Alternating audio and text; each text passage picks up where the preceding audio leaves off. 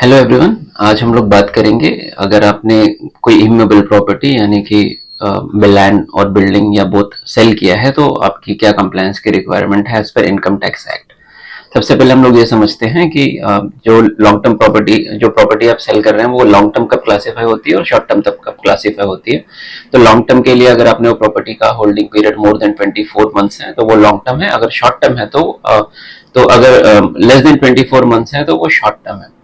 अब short term capital gains जो होता है उसके ऊपर स्लैब रेट के हिसाब से आपको टैक्स पे करना होता है। फॉर एग्जांपल, अगर आपने किसी प्रॉपर्टी को 10 लाख रुपए में खरीदा था, उसको आप 20 लाख रुपीज में सेल कर रहे हैं तो आपको short term capital gains of 10 lakh rupees हो रहा है और आपकी इनकम जिस भी स्लैब में बैठती है उसमें आपको उस स्लैब के हिसाब से टैक्स पे करना होता है। अब बात आती है लॉन्ग टर्म कैपिटल गेन्स पे। लॉन्ग टर्म कैपिटल गेन्स में आप इंडेक्सेशन का बेनिफिट ले सकते हैं। अगर आपकी प्रॉपर्टी आपने खरीदी है, इंडेक्सेशन के हिसाब से उसकी जो वैल्यू मौजूदा डेट में हो रही है और जो भी आपने सेल कंसिडरेशन रिसीव किया है उसमें जो डिफरेंस है उस पर आप 20% से टैक्स पे कर सकते हैं। अगर आप इंडेक्सेशन का बेनिफिट नहीं लेना चाहते हैं तो आपके पास टैक्स पेड का 12.5% का रेट होता है, उसके ऊपर आप टैक्स पे कर सकते हैं।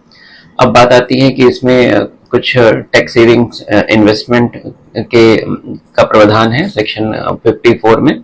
अगर आपने कोई रेसिडेंशियल हाउस प्रॉपर्टी सेल की है और रेसिडेंशियल हाउस प्रॉपर्टी आप बाय कर रहे हैं within 2 years from the date of sale, या तो आपने सेल के 1 साल पहले कोई रेसिडेंशियल प्रॉपर्टी बाय की हो या तो आपने सेल के विद इन 3 years कोई प्रॉपर्टी रेसिडेंशियल प्रॉपर्टी कंस्ट्रक्ट की हो, तो आप उसमें जो भी कैपिटल गेन्स आपका आता है, अगर आपने उतना अमाउंट उसमें इन्वेस्ट किया है तो आपको कोई टैक्स पे करने की रिक्वायरमेंट नहीं है।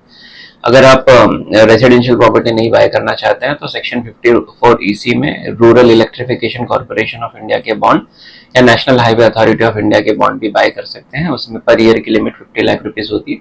इट मीन कि इसमें मैक्सिमम 50 लाख रुपीज ही आप इन्वेस्ट कर सकते हैं। और अगर इनकेस आपने रेसिडेंशियल प्रॉपर्टी नहीं सेल की है, कोई और प्रॉपर्टी सेल की है like land, commercial property, even jewellery भी आप अगर आपने बेची है, अगर वो बेच करके आप रेसिडेंशियल प्रॉपर्टी में इन्वेस्ट करना चाहते हैं तो जो भी आपका कैपिटल सेल कंसिडरेशन होता है इसमें कैपिटल गेन्स नहीं देखा जाता है, इसमें सेल कंसिडरेशन का इन्वेस्टमेंट होता है।